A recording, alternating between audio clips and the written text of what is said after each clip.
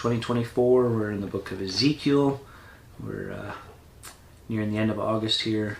And in chapter 34 into 36, God is calling out, coming against those who speak for him, the shepherds.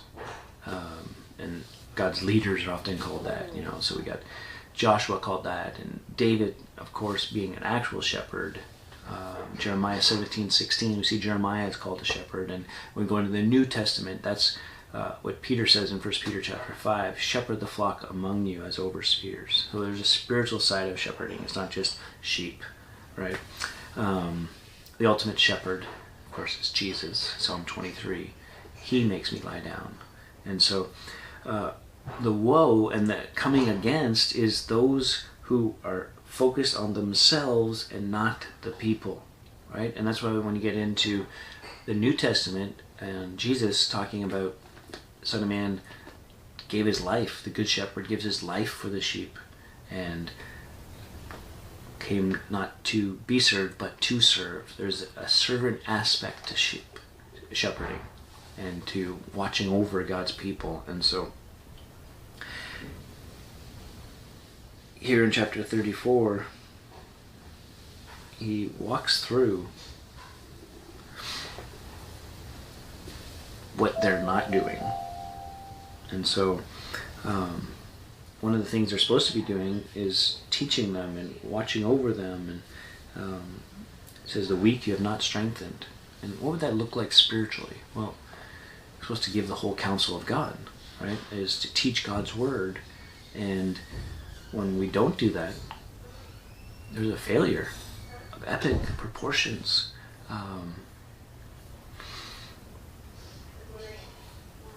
So there's a scattering that's happened. And so God's going to call and hold accountable unfaithful shepherds. It's really a great pause, right? For those leading in spiritual ways or politically in various ways, because it's not just the spiritual shepherds. I think it's leaders in general.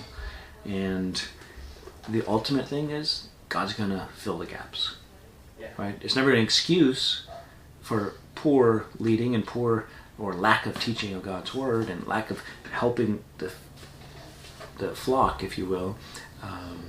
It's never an okay, but God's still going to step in, right? And that's why Jesus says, I will build my church.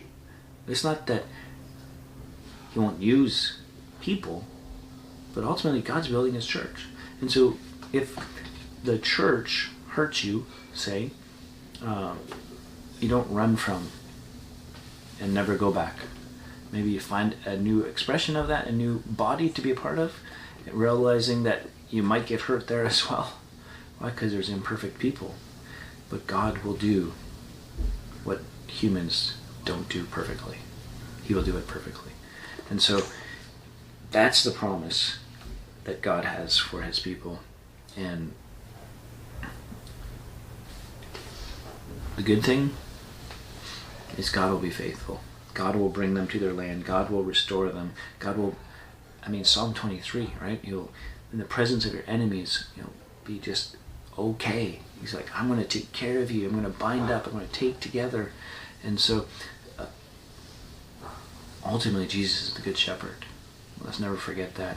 Let's never elevate or put in a position that only Jesus should be.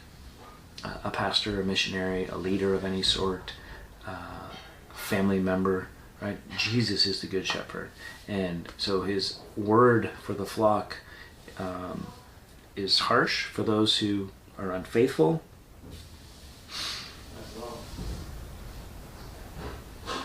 He'll judge.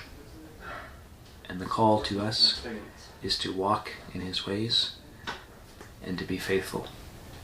Until next time, keep growing.